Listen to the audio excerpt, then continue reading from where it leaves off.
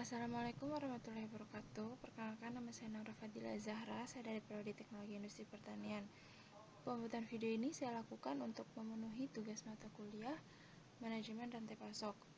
Di sini saya ingin menjelaskan tentang peran PT Indofood dalam perekonomian Indonesia. Oke, kita langsung saja ke materi awalnya. Oke, sekarang kita masuk di slide pertama, yaitu pendahuluan. Dunia usaha, baik produksi maupun jasa, selalu dihadapkan dengan persaingan. Untuk mengatasi persaingan, perusahaan menempuh berbagai cara dan strategi untuk menyampaikan hasil produksinya dengan cepat, tepat, cermat, hemat, dan memuaskan ke tangan konsumen.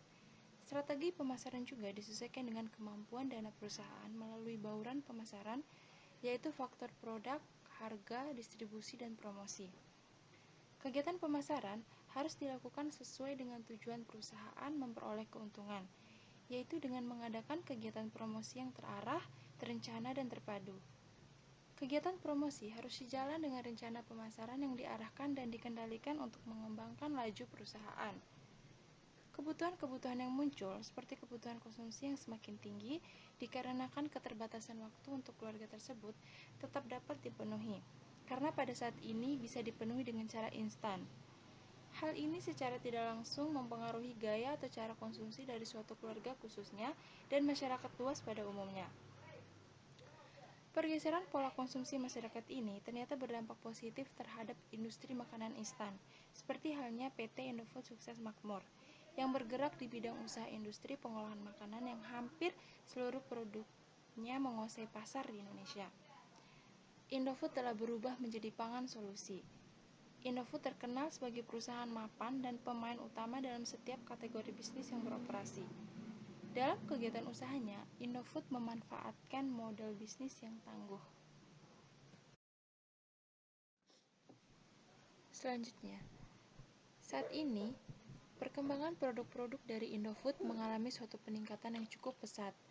Secara kuantitas, produk Indofood dari tahun ke tahun mengalami kenaikan dengan tren yang positif. PT Indofood Sukses Makmur menjadikan mutu dan kepuasan pelanggan sebagai basis bagi perencanaan yang dilakukan oleh perusahaan. Oleh karena itu, keinginan dan kebutuhan konsumen harus diperhatikan oleh produsen karena kebutuhan ini akan senantiasa berubah. Sekarang kita masuk di slide keempat, yaitu tentang landasan teori. A. Pengertian badan usaha. Badan usaha adalah kesatuan yuridis dan ekonomis yang menggunakan faktor-faktor produksi yang bertujuan mencari laba, keuntungan, atau memberikan pelayanan masyarakat. Yang B. Macam-macam badan usaha. Badan usaha, penggolongan badan usaha menurut pemilik modal. Yang A. Badan usaha milik negara atau BUMN adalah badan usaha yang seluruh modalnya berasal dari kekayaan negara yang disisihkan. Tujuan BUMN adalah melayani dan mencukupi kebutuhan masyarakat umum, meningkatkan kemakmuran dan menambah kas negara untuk membiayai pembangunan dan membuka lapangan kerja. Slide kelima ini adalah lanjutan dari slide keempat tadi. Menurut Undang-Undang Nomor 9 Tahun 1969, BUMN dibagi menjadi 3 bagian, yaitu yang pertama, perusahaan negara jawatan atau perjan, yang kedua, perusahaan negara umum atau perum, dan yang ketiga, perusahaan negara perseroan atau persero. Selain pembagian di atas, BUMN atau PN juga dibagi atas 2 kelompok, yaitu PN Public Utility dan PN Non-Public Utility. Oke, selanjutnya di slide ke-6 ini adalah lanjutan dari penggolongan badan usaha menurut pemilik modal. Yang kedua, badan usaha swasta adalah badan usaha yang seluruh modalnya berasal dari seorang, sekelompok orang tertentu, atau berasal dari masyarakat umum. Tujuannya adalah untuk mencari keuntungan semaksimal mungkin, mengembangkan usaha dan modalnya, serta membuka laporan pekerjaan. Yang ketiga, badan usaha campuran adalah badan usaha yang sebagian modalnya berasal dari pihak swasta dan sebagian lagi dari pemerintah. Tujuannya memberikan kesempatan kepada masyarakat untuk ikut dalam kegiatan ekonomi negara, menambah keuntungan atau kas negara, dan memberikan kesempatan kerja kepada pengangguran.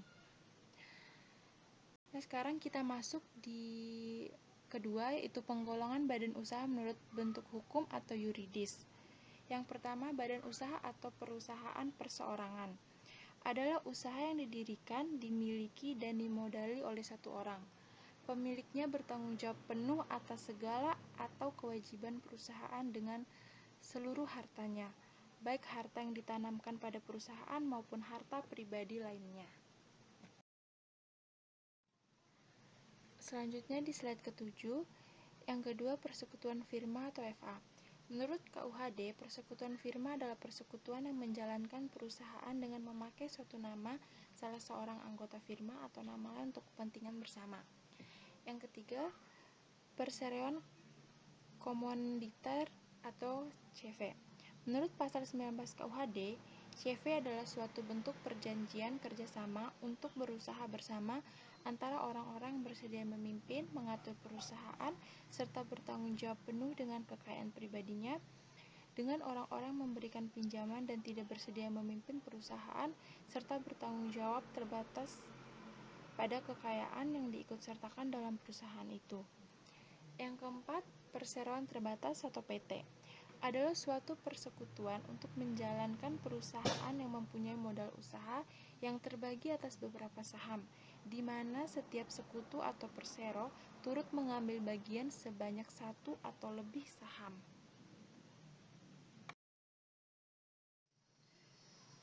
Selanjutnya yang kelima adalah koperasi. Adalah badan usaha yang beranggotakan orang seorang atau badan hukum koperasi dengan melandaskan kegiatannya berdasarkan prinsip koperasi sekaligus sebagai gerakan ekonomi rakyat berdasarkan atas asa kekeluargaan. Tujuannya untuk memajukan kesejahteraan anggota pada khususnya dan masyarakat pada umumnya, serta ikut membangun tatanan perekonomian nasional dalam rangka mewujudkan masyarakat yang maju, adil, dan makmur berlandaskan Pancasila dan Undang-Undang Dasar 1945. Yang keenam, joint venture adalah bentuk usaha kerjasama antara dua orang atau lebih, baik kerjasama dalam pengumpulan modal dalam usaha maupun dalam kegiatan organisasi. Yang ketujuh, yaitu yayasan, adalah organisasi perkumpulan dan bukan merupakan badan usaha yang bertujuan mencari keuntungan, tetapi merupakan kegiatan sosial untuk membantu kesejahteraan masyarakat yang lemah untuk melaksanakan kegiatan bagi kepentingan orang banyak. Oke, sekarang kita di slide 9, yaitu pembahasan. Di slide ini kita akan membahas tentang keunggulan dari PT Indofood hingga ia bisa berkembang pesat. Yang pertama, mereka memiliki tim yang terdiri dari orang-orang berdedikasi, terampil, dan termotivasi di segenap jajaran. Yang kedua, perencanaan yang baik dan kerjasama yang erat dengan cara pemasok, konsumen, dan distributor untuk menghantar produk-produk dari pabrik ke tempat-tempat penjualan. Yang ketiga, PT Indofood Sukses Makmur Tbk sudah memiliki jaringan distribusi produknya hingga ke daerah-daerah dapat terlayani. Yang keempat, produk-produk Indofood serta terus berkembang. Inovasi-inovasi baru misalnya dalam mie instan terus dikembangkan berbagai macam rasa agar konsumen tidak mengalami kejenuhan. Dan yang terakhir, harga dari produknya cukup terjangkau.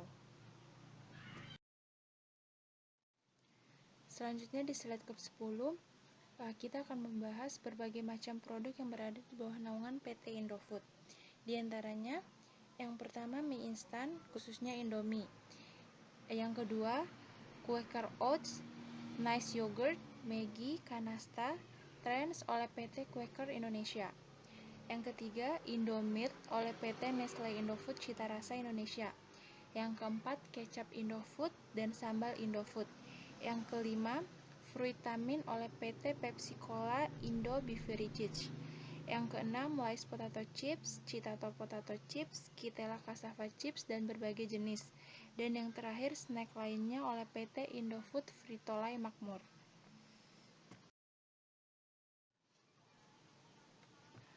Selanjutnya kita masuk di slide ke-11. Di sini membahas strategi yang digunakan dalam memasarkan produk oleh PT Indofood.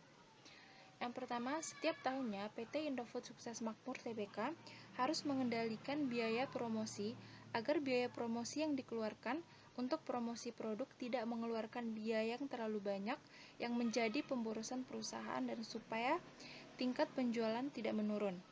Yang kedua, PT Indofood Sukses Makmur Tbk harus melakukan pendistribusian yang sesuai dengan target pasar.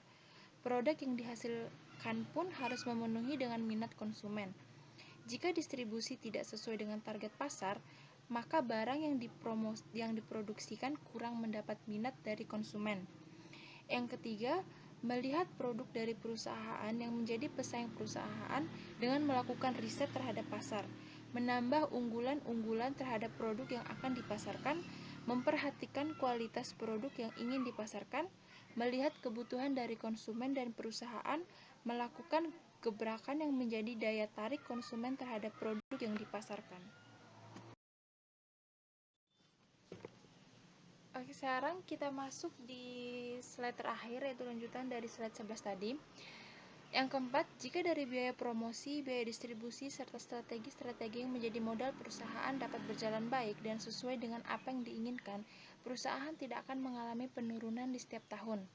Yang kelima, promosi yang dilakukan paling banyak melalui media elektronik.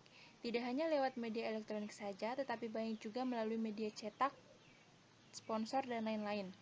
Dan yang terakhir, kepemimpinan harga terjangkau namun tetap mengutamakan kualitas. Sekarang kita masuk di peranan yang telah dilakukan PT Indofood dalam ekonomi Indonesia. Yang pertama, mencatatkan saham grup produk konsumen bermerek CPB di Bursa Efek Indonesia tanggal 7 Oktober 2010. Dan yang kedua, PT Unilever turut berperan untuk memberikan kontribusi dan pencapaian kualitas hidup yang lebih baik bagi masyarakat. Baik, mungkin itu dulu penjelasan singkat dari saya tentang peran PT Indofood dalam perekonomian Indonesia. Lebih dan kurangnya saya mohon maaf. Wabillahi taufiq wal hidayah. Wassalamualaikum warahmatullahi wabarakatuh.